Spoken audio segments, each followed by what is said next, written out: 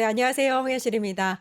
뉴스 토크쇼 끝장뉴스 프라임 시작하도록 하겠습니다. 스튜디오에 임세은 민생경제연구소 소장님, 전수미 변호사님 와 계십니다. 안녕하세요. 안녕하세요. 네, 오시는데 힘들지 않으셨어요? 오늘 갑자기 추워져서. 아이고, 저희 탄핵에 대한 열기 네. 그리고 윤석열에 대한 분노 하나로 뜨거운 마음 안고서 뉴스토마토 식구들 보고 싶어서 달려왔습니다. 아유, 고생하셨습니다. 손가락을 다치셨어요, 소장님. 제가 지난 토요일 날 여기 방송 마치고 이제 광화문 집회로 가다 넘어졌습니다. 아, 정말요? 네, 급하게 가다 이제 좀 앞에 난간을 못 보고 초부덕 넘어지는 바람에 이제 여기 손가락 약간 다치고 얼마나 무릎, 빨리 가고 싶으셨어요? 네, 무릎 약간 좀 깨지고. 괜찮습니다. 다들 고생이십니다. 네, 지금 날씨 추워졌다고 하시니까 네. 지금 잠시 주말에 또 따뜻했어요. 이번 주부터 지난주에. 그러니까요. 그래서 우리가 이제 봄이 집회하기가 오는구나 편했는데 좋았는데. 했는데 지금 또 추위가 수요일까지 있다는 거 아니겠어요? 그러니까 윤석열과 똑같습니다. 네. 이렇게 끈질겨요, 추위가. 네. 그런데 결국은 봄이 온다. 결국 봄은 온다. 네. 말씀드립니다. 첫 번째 주제가 지금 나눈 얘기랑 좀 통하는 것 같아요. 대체 봄은 언제 오는가? 탄핵에 대한 심판, 결론은 언제 나는가를 이제 첫 번째 주제로 한번 이야기를 나눠보도록 하겠습니다. 오늘은 일단 선고 기일이 통지가 또 안 됐습니다. 그러면 일단 내일은 또 이제 그 법무부 장관 탄핵 변론이 있는, 첫 번째 변론이 있는 날이니까요. 그러면은 한 2, 3일 앞에 한다고 하면 21일 아니면 20일에 난다. 이렇게 보면 될까요, 변호사님? 네, 그러니까 사실 전 국민의 인내심과 체력이 거의 지금 극한 상황으로 몰고 있는 상황이잖아요. 이제 91일이라는 그 최장 기간을 넘어선 지금 선고 기일로 잡혀 있기 때문에 다들 예고를 하시는 게 17일 날 할 거다, 14일 날 할 거다. 이제 그 모든 것들이 안 됐었잖아요. 근데 말씀하신 대로 항상 헌재는 2, 3일 전에 미리 예고를 좀 한다. 그런 패턴하고 연속해서 선고하지 않는다. 그 두 가지 원칙을 좀 대입을 한다면 지금까지 정청래 법사위원장에게 아직 그 미리 알림을 하지 않았다는 거, 그런 정황들이나 지금 내일 박성재 법무부 장관에 대한 선고가 이루어진다는 예정을 봤을 때 적어도 이제 앞뒤 연속하지 않은 월, 화, 수에는 좀 이루어지기 힘들다라고 좀 보이고요. 네. 예, 그렇기 때문에 결국에는 목, 금 중에서 뭔가 가능하지 않을까. 근데 통상적으로 노무현 대통령 그리고 박근혜 대통령 사례를 봤을 때는 금요일 날 딱 발표하고 그다음에 좀 사라지는 형태로서, 왜냐하면 많은 폭도들의 어떤 위협이나 예상치 못한 행동들이 예정이 돼 있기 때문에 아마 목금 그 중에서도 금요일 날이 좀 더 유력하지 않을까라는 게 이제 법조계의 일반적인 분석인 것 같습니다. 목요일이나 금요일에 선고가 날 것이다. 이게 법조계의 전망이다라고 했는데 일각에서 4월에 선고가 날 거다라는 얘기까지 나오고 있어요, 소장님. 아니죠? 정말 아니겠죠? 믿고 싶지 않은 네. 가짜 뉴스라고 저는 생각이 되고요.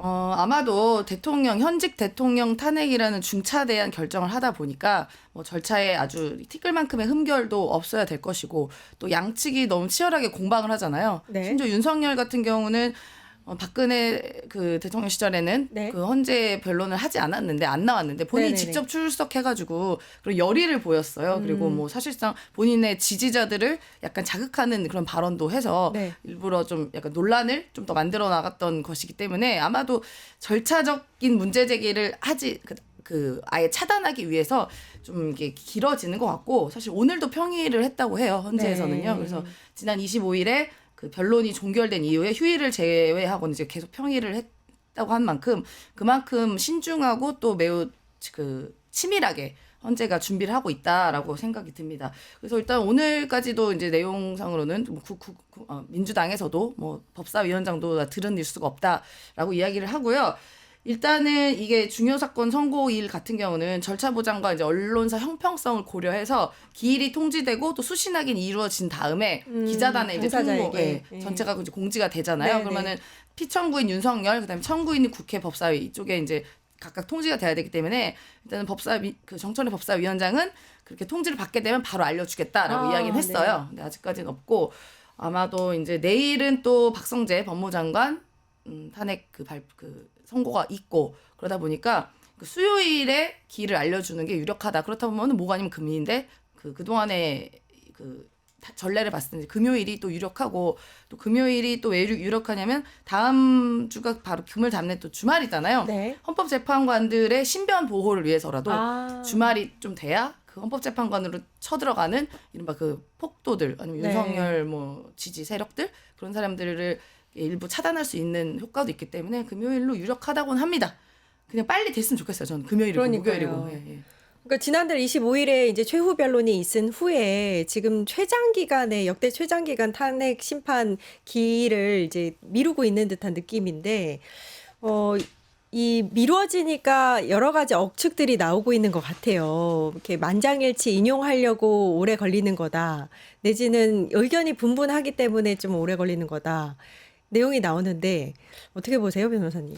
세 가지 설이 대표적으로 좀 돌고 있는 것 같습니다. 이제 점차 이게 딜레이 되니까요. 첫 번째는 전부 인용입니다. 네. 8대 0인데요. 국민적 상식으로 봤을 때 너무나 당연한 것이고요. 5가지 쟁점 사안에 대해서도 모든 이제 법학자들이나 그런 상당수의 법조인들도 이거는 탄핵 인용될 수밖에 없는 사안이다. 그렇게 되지 않으면 굉장히 법치주의적이나 문제적으로 문제가 크다라고 이제 합니다. 그렇기 때문에 만약에 그거 장면을 좀 연출을 한다면요, 8대 0 우선 법적이고 정치적 논란이 최소화될 거예요. 그리고 문영배 권한 대행이 맨 처음에 각 이유들을 설명한 다음에 선고 요지를 설명하고 맨 나중에 마지막 우리가 너무 듣고 싶었던 그 네. 말, 들어야 할 그 말, 윤석열 대통령을 파면한다. 그 멘트로 끝낼 거고요. 두 번째 시나리오는요. 소수의 반대 의견이 있지만 인용되는 뭐 7대 1이나 6대 2 이러한 인용일 텐데요.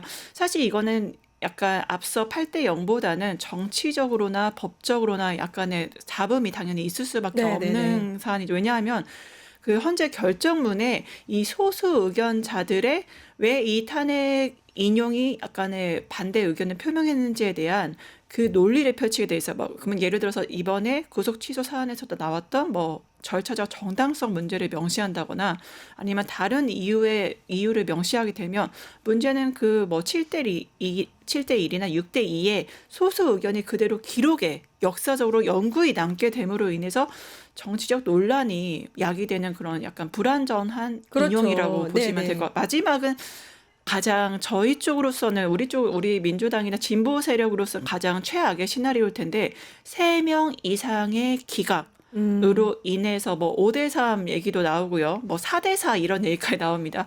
이거는 사실 우리가 만나서는 안 되는 극적인 반전이고 정치적인 대혼란을 가져오는 사안 그런 시나리오라고 보실 수가 있는데요.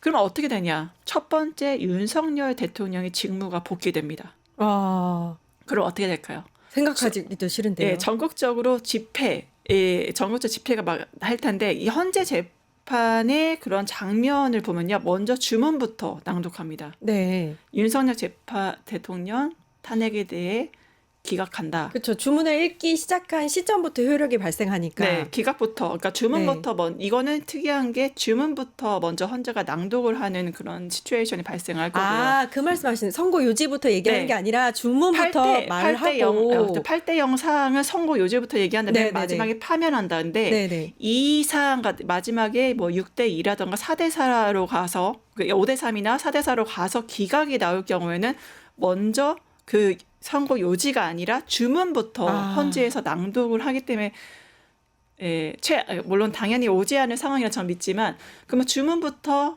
기각을 시켜버리고요. 그다음에 지금의 가짜 용병들 서부지방법원의 폭도들이 난입했던 그런 사안들이 전국적으로 집회가 일어나고 그거를 뭐 진압하기 위해 경찰이나 각종 수사기관에서 이제 어떠한 행위를 할 수도 있고요.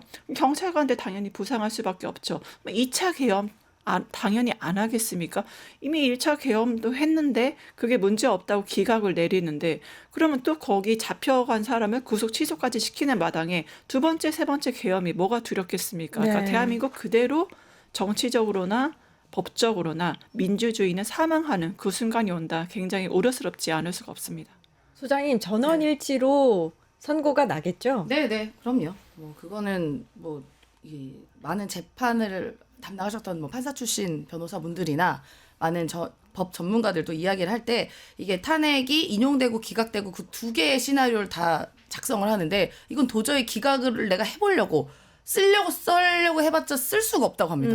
이게 법적으로 다 모든 게 위헌적인 사유가 너무 명백하고 그리고 증거, 증인, 뭐 증언들이 너무 구체적이고 우리가 다 봤잖아요. 네네. 그렇기 때문에 기각을 쓰려고 내가 아무리 노력해봐도 그건 안 된다. 그래서 뭐 그게 정치적인 성향 뭐 이런 거 갖고 이야기하지만 그래도 헌법재판관 분들은 매우 그러니까 재판도 많이 하신 정말 가장 상위에 있는 재판관들이십니다. 경험도 풍부하시고요. 그렇기 때문에 절대로 그 양심에 반하거나 법리적으로 반하는 일은 할 수 없다. 그럴 수도 없을 것이고 그게 뭐 누구한테 매수됐다고 하겠습니까? 네네네. 그 정도까지 헌법재판관이라는 최고의 명예와 그런 긍지와 자부심을 갖고 있으신 분들이 아무리 윤석열과 친하고 윤석열 할아버지가 왔다 하더라도 그렇게 본인이 그동안 뭐 30년, 40년 그 오랜 경력과 갖고 있는 지식을 그걸 배반하면서까지 그걸 작성을 그렇게 할 수는 그렇겠죠. 없다. 뭐 네. 그런 게 대다수의 의견. 그게 또 상식이고 그리고 이 어쨌든 현직 대통령 파면이라는 정말 중차대한 결정이잖아요. 네네. 거기서 내가 이름이 정말 이게 평생 남는 거 아니겠습니까? 네. 뭐 이건 당연히 역사의 기록이 역사에, 되는 그쵸, 것이잖아요. 그쵸. 예. 평생 남는데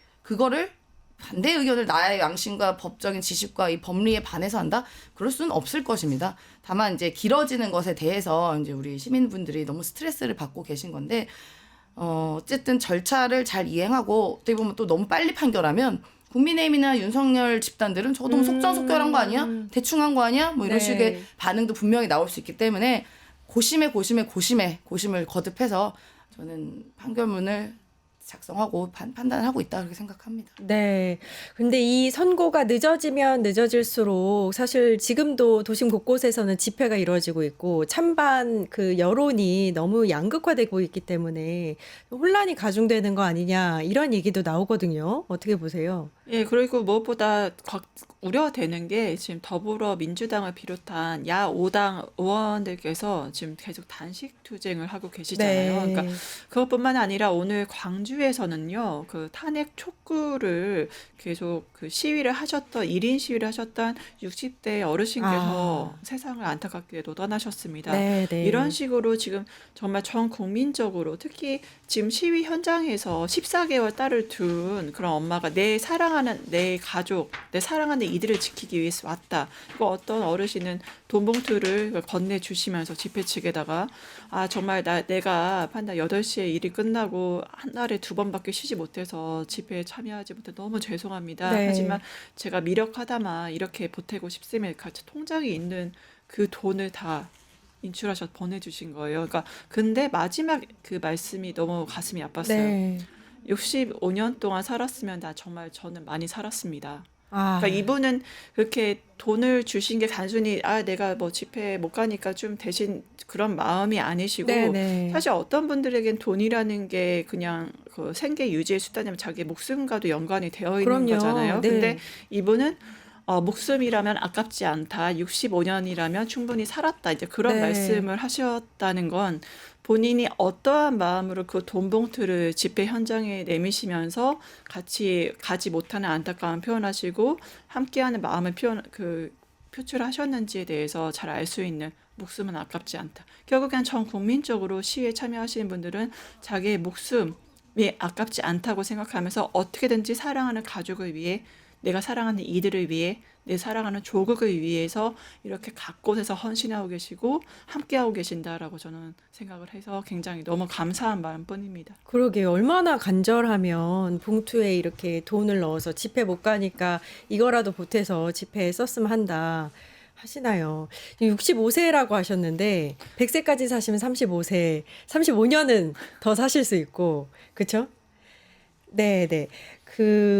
지금 광화문 집회 현장에 서영교 의원님을 연결했다고 하는데요. 말씀 중에 한번 먼저 집회 현장부터 연결해서 서영교 더불어민주당 의원과 함께 이야기 좀 나눠보겠습니다. 의원님 안녕하세요. 안녕하세요. 서영교 국회의원입니다. 네, 밖에 너무 춥지 않으세요, 의원님? 적당히 춥습니다. 요 정도 추위는 아무것도 아니고요. 저희들의 열기가 이 추위는 다 이겨내고 있습니다. 윤석열 파면이라면 뭘 못하겠습니까? 네. 윤석열 대통령 헌재 심판의 그 숙고 기간이 너무 길어지고 있습니다. 언제쯤 좀 선고가 나올지 한번 말씀 좀 해주시죠. 얼마 안 남지 않았겠습니까? 지난주에 선고 나왔어야죠. 그런데 선고 내지 않았으니 이제 헌법재판소 국민의 명령입니다. 더 좌고우면할 시간이 없습니다. 국민이 힘들고 경제가 힘들고 일자리가 줄어들고 해외 관계가 힘들어집니다. 이제 빨리 선고 내야 될 때라 이렇게 말씀드리고 이번 주 내에서는 끝내야 합니다. 네. 여권에서는 한덕수 국무총리를 먼저 선고해야 한다 이런 목소리가 나오고 있는데요. 어떻게 생각하세요? 그건 그쪽 생각이고요. 그쪽은 이렇게든 저렇게든 윤석열 파면을 어떻게든 지연시키려고 온갖 작업들을 하고 있는데요. 한덕수가 중요합니까? 윤석열 파면이 중요합니까? 지금은 윤석열 파면이 중요한 때라서 빨리 헌법재판소가 좌고우면하지 말고 그리고 더 이상 기다릴 시간이 없습니다. 우리에게는. 그리고 벌써 8대0 압도적으로 윤석열 파면으로 결정 났다고 저희들은 듣고 있습니다. 그리고 그렇게 알고 있습니다. 어떻게 윤석열 파면이라고 8대0이라고 안 할 수가 없지 않습니까? 그렇지 않습니까, 국민 여러분? 그래서 빨리 결정 날 거다 이렇게 말씀드리고 더 이상 국민의힘은 여기에서 딴지 걸고 그리고 뭐 절차의 문제 한덕수 먼저 해라 이런 등등 아무리 해봤자 국민의힘의 내란 선동에 불과하다 이렇게 말씀드리겠습니다. 계속해서 집회에 나오고 계시잖아요. 주말 그렇습니다. 동안에는 100만 시민이 나와서 탄핵 찬성을 외쳤다고 하는데요. 시민들 목소리 많이 들으셨죠? 어떤 목소리가 있었나요? 시민들 너무 간절하셨고요. 지난 토요일에는 100만이 훨씬 넘고 110만이 넘었다 이렇게 판단하고요. 뭐 이 일대가 완전히 꽉 찼습니다. 무대에서 안국동역까지 가득 차고요. 또 이쪽 무대에서 경복궁역 뒤로까지 꽉 차고요. 그리고 박물관 앞까지 다 찼기 때문에 너무 많이 나왔고 시민들이 이렇게 이야기하셨습니다. 집에 있을 수가 없어요. 윤석열 불법으로 석방시키는 저 검찰의 꼬라지 보니까 저 법원이 하는 일 보니까 우리가 가만히 있어서는 안 되겠어요. 더 치밀하고 치열하게 하기 위해서 나와야 되겠어요 라고 판단했다고 나오셨습니다. 그런데 서로 좋아하셨고 서로 함께 안아주셨고 우리는 이제 하나로 큰 힘을 만들어가고 있습니다. 고생이 많으십니다. 그런가 하면 국민의힘에서는 탄핵 결과가 나오면 승복하겠다 이런 메시지를 냈는데 어떤 생각에서 이런 메시지를 냈는지 한번 분석을 좀 부탁드립니다. 당연히 승복해야죠. 당연히 승복해야죠. 그래서 그런 메시지는 뭔가 꿍꿍이를 만들어내려고 하는 거다 이렇게 판단하고요. 그런데 그 전에 헌재를 갈아엎어버리겠다. 헌재를 싹 정리해버리겠다. 헌법재판관들 일일이 다 욕하며 공격했잖아요. 그런 사람들 전부 다 징계 내리고 전부 다 의원직 사퇴시켜야 맞다고 생각합니다. 근데 그러지 않고 승복하겠다 이렇게 말하는 건 권성동에 뭔가 꿍꿍이가 있습니다. 그렇지만 승복 안 할 재간이 있습니까? 승복해야 하고요. 그리고 헌재를 갈아엎겠다라고 했던 모든 사람들 징계 내리고 거기에 대한 응당의 책임을 물어야 한다 이렇게 생각합니다. 네, 알겠습니다. 더불어민주당 이재명 대표에 대해서 테러 협박이 있는 걸로 알고 있는데요. 나경원 국힘 의원이 자작극이 아니냐 이렇게 얘기를 했다고 해요. 어떻게 생각하세요? 나경원은 왜 그 모양인지 모르겠습니다. 나경원 의원 그러시면 안 되잖아요. 이재명 대표가 목에 칼을 맞았어요. 그것도 아주 오랫동안 훈련되었던 사람에게요. 그리고 저도 제보를 직접 받았어요. 그리고 이재명 대표에 대한 살해 위협 그리고 훈련된 사람들이 권총까지 쓴다고 하는 그런 얘기까지 있어요. 이러면 그런 일이 있어서는 안 된다 이렇게 이야기하는 게 나경원 의원님의 목소리이자 나경원 의원님의 말이어야 되는 거 아니겠습니까? 그런데 자작극 운운하다니 가도 너무 극으로 갔다. 가도 너무 극우로 갔다. 이렇게 지적하고 싶습니다. 네, 계속해서 집회가 이어질 것 같은데 추운 날씨에 건강 관리 잘 하시고요. 선고 나는 그 날까지 함께 해주시기 바랍니다. 서영교 의원님 감사합니다. 예, 감사합니다. 뉴스토마토 화이팅! 네, 광화문 집회 현장에 나와 있는 서영교 더불어민주당 의원 연결해서 이야기 들어봤습니다. 오늘도 보니까 화면을 보니까 집회 현장에 시민분들이 많으시네요. 네. 토요일만큼은 아니지만 그래도 평일이다 보니까 이제 뭐 생계를 또 유지해야 되는 저희 서민들이 있어서 많이는 못 가시고 계시지만 그래도 뭐 유튜브나 이런 보도를 통해서 여러분들 많이 마음을 모아주시고 계시고요. 그리고 민주당에서는 윤석열 파면 때까지 그 도보 행진 그리고 저 집회를 계속 이어나갈 예정입니다. 네네네. 아마 그 열망과 함께 응원해 주시는 시민분들도 아마 지속해서 계속 늘어날 거다. 좀 그렇게 봅니다. 네. 아까 서영교 의원하고도 이야기를 나눴는데 국힘 쪽에서 그러니까 권영세 원내대표가 선고가 나오면 승복할 거다라고 얘기를 했는데 서영교 의원은 뭔가 꿍꿍이가 있는 것 같다라고 했거든요. 어떤 꿍꿍이가 있는 걸까요? 전 서영교 의원님 말씀에 100% 1000% 동감하고요. 네. 저 인간들이 그냥 그 소리를 할 리가 없거든요. 철저히 계산된 사람들이지 않습니까? 뻔뻔하고요. 네. 두 가지인 것 같아요. 두 가지 시나리오를 다 고려한 거. 첫 번째는 탄핵이 인용되었을 때 그러면 조기 대선으로 가야 되죠. 지금 이건 윤석열 대통령이 더 이상의 관저 정치를 하지 않고 좀 조용하게 있는 것과 연관이 되는데 결국엔 헌법재판소의 심기를 건드리지 않고 중도층을 어떻게든 잡아보겠다. 국민의힘이 이대로 괴멸하지는 않겠다라는 그런 야심, 야망에 근거해서 탄핵 인용을 대비한 발언이다. 아니면 두 번째는 탄핵 기각인데요. 특히 보수 쪽에서는 4대4, 5대3을 얘기하면서 기각설을 되게 많이 얘기합니다. 기각이 됐을 시에 이재명 너도 거기에 승복해 라고 압박을 하기 위한 전초전으로서 이렇게 미리 깔아두는 판이다. 근데 여기에 대해서 저는 이제 특히 인용이 되었을 땐 당연히 받아들이는데 기각되었을 때 시나리오 까는 거 네. 그게 말도 안 되는 게요. 이재명 대표님이 계엄을 선포했습니까? 그러게요. 윤석열 대통령이 계엄 선포했거든요. 그리고 이 윤석열 대통령 계엄 선포로 피해자는 이재명 대표 더불어민주당 우리 국민들입니다. 근데 가해자 집단이 피해자한테 같이 승복을 하는 대상을 동급으로 둔다는 것 자체가 본인이 가해자인지 자체에 대한 인식도 없는 말도 안 되는 행위다. 이거는 법적인 논리든 상식적인 것들이든 용납될 수 없는 거고요.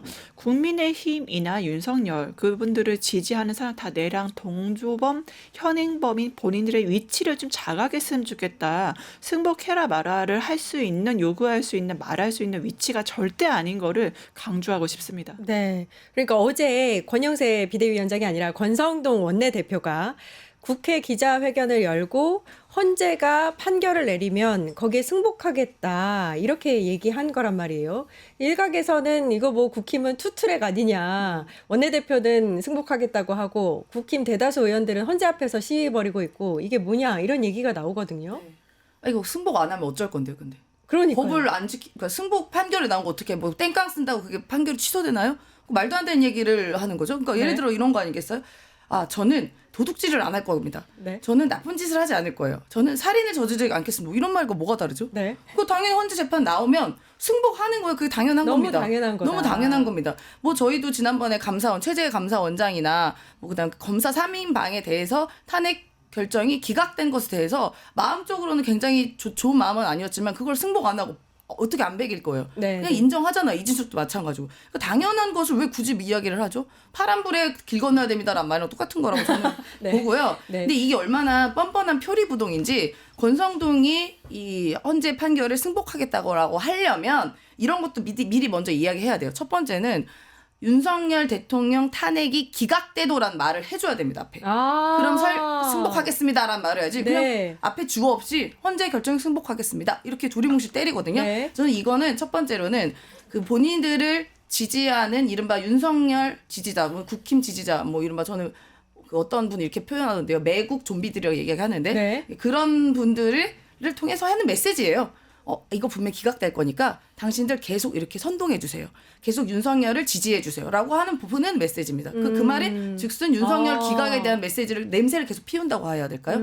그래서 그들을 더 선동하고 그들이 만약에 탄핵에 인용이 됐을 때 나온 분노를 더 표출하게끔 그런 만드는 작용이 있다고 생각하거든요. 만약에 그 권성동의 말이 윤석열 탄핵 인용도 존중하겠다, 승복하겠다라는 말을 하려면 저는 이 세 가지가 전제가 되어 있다고 봐요. 맞네요. 네, 아까 말씀드린 그 윤석열 탄핵 인용이라는 말도 해야 되고요. 네. 첫 번째는 이게 굉장히 위헌적인 일을 한 사람들에 대해서 어떻게 보면은 그 이후에 조치를 취해야 되거든요. 그럼 보십시오. 최상목 대행 이미 지금 위헌적인 일을 하고 있어요. 네. 헌재에서 마은혁 재판관 임명 안 하는 것 위헌적이다라고 얘기를 해줬습니다. 그렇죠. 그럼 그 즉시 최상목은 마은혁 재판관을 임명해야 돼요. 네. 근데 기계적 도당 꽉 찍으면 되거든요.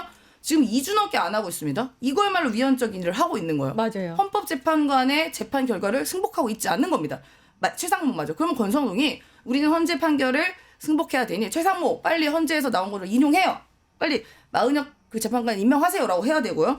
두 번째는 윤석열한테도 요구해야 됩니다. 그 윤석열 당사자잖아요. 지금 당사자도 본인이 헌재 판결 나온다는 것에서 인정을 안 하려고 하고 있어요. 한 번도 이 말을 한 적이 없습니다. 윤석열 스스로가. 그러면은 권성동이 진짜 이 말이 진심이라면 윤석열에게도 얘기해야죠.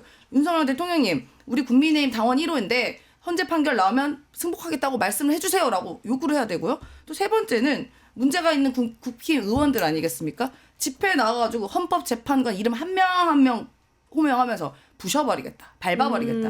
헌재 만약에 탄핵 인용되면 우리가 헌법재판소 가서 부셔야 된다, 가루를 만들어야 된다.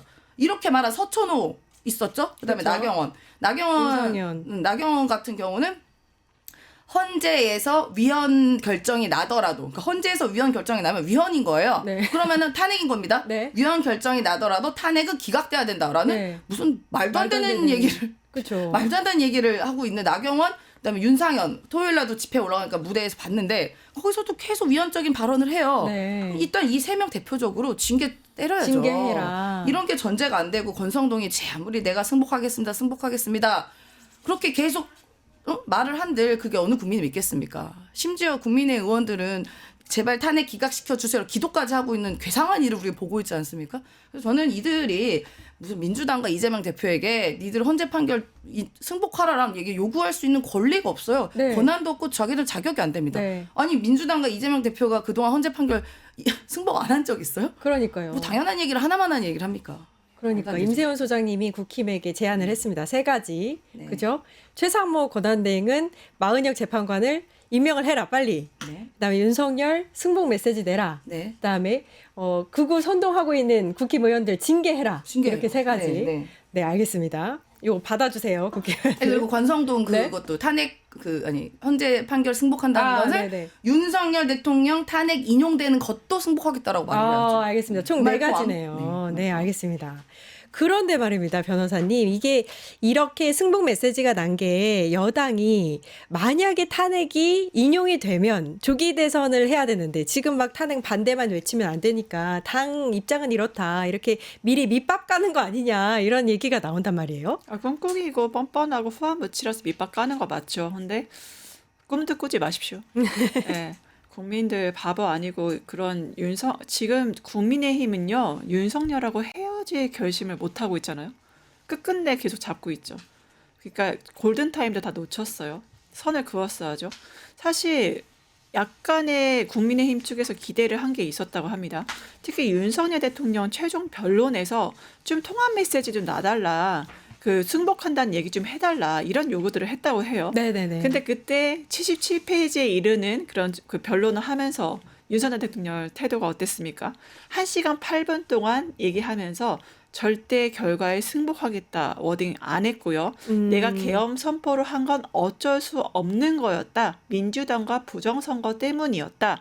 바로 이런 간첩들이 가짜 뉴스와 여론 조작, 북한을 추종하기 때문에 내가 할 수밖에 없는 거였다. 그래서 이들이 북한의 지시에 따라서 선거에 개입한 정황도 드러났다라고 최종 변론까지도 부정선거론을 얘기를 했거든요.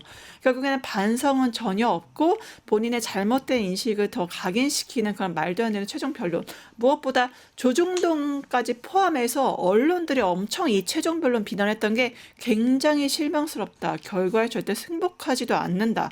참담하다. 이게 보수 언론들의 윤석열 대통령 최종 변론에 대한 평가였단 말입니다. 근데 여기서 저는 재밌었던 게 조선일보가 보수 중에서 조선일보는 약간 결을 달리해요. 여기에 대해서 민주당도 승복해야 된다. 얘기를 조선일보에서 얘기하거든요. 그럼 결국에는 이러한 헤어진 결심을 아직 못하고 있는 조선일보와 윤석열 그리고 국민의힘 이 관계에서 기각이 될 수도 있다는 그 0.00001%의 희망 때문에 아직도 그들을 서로가 서로를 붙잡으면서 그러니까 민주당도 승복해라 이런 식으로 하면서도 혹시나 모를 조기 대선에 대비하고 있는 그런 양면의 측면을 전략적으로 구사하고 있는 게 아닌가 싶습니다. 아, 참. 그 안철수 국힘의원도 사실은 윤석열 대통령에게 그 헌재의 결과에 승복해야 된다, 이런 승복하겠다, 이런 메시지를 내라, 이렇게 조언을 했거든요. 사실 지금 제일 국민들이 듣고 싶어 하는 목소리는 윤석열 대통령의 헌재 결과에 대해서 승복하겠다, 이 목소리 아닌가요? 아니 그것도 듣기 싫을 것 같은데요. 그냥 윤석열 목소리 자체를 듣고 싶어하지 않을 것 같습니다. 아, 네. 그냥 조용히 계시다가 탄핵 심판 나면 그냥 파면 되고 본인이 저질렀던 불법적인 이 내란과 등등의 일들에 대해서 법의 심판을 받으시고 뭐 다시 재수감되고 하면 됩니다. 굳이 목소리까지 들어요. 스트레스 받게. 알겠습니다. 네. 뉴스토마토 K평화연구원이 12.3 내란을 막아낸 시민영웅 1000명 찾기 프로젝트를 진행합니다. 비상계엄 선포 이후 국회, 광화문, 남태령, 한남동 공관, 헌법재판소 등지에서 내란을 막고 탄핵 소추를 이뤄낸 시민영웅 1000명을 찾아내 대한민국 민주주의의 역사로 기록하고 시상의 본보기로 삼음으로써 민주주의를 더 널리 확산하기 위한 프로젝트입니다. 이 과정에 직접 참여했거나 참여자를 추천해 주실 분들은 우측 제보하기 QR코드나 아래 메일로 추천 및 제보해 주세요. 민주시민 여러분의 많은 참여 바랍니다. 뉴스토마토 K평화연구원과 함께 해주실 분들의 추천 제보 및 후원을 기다립니다.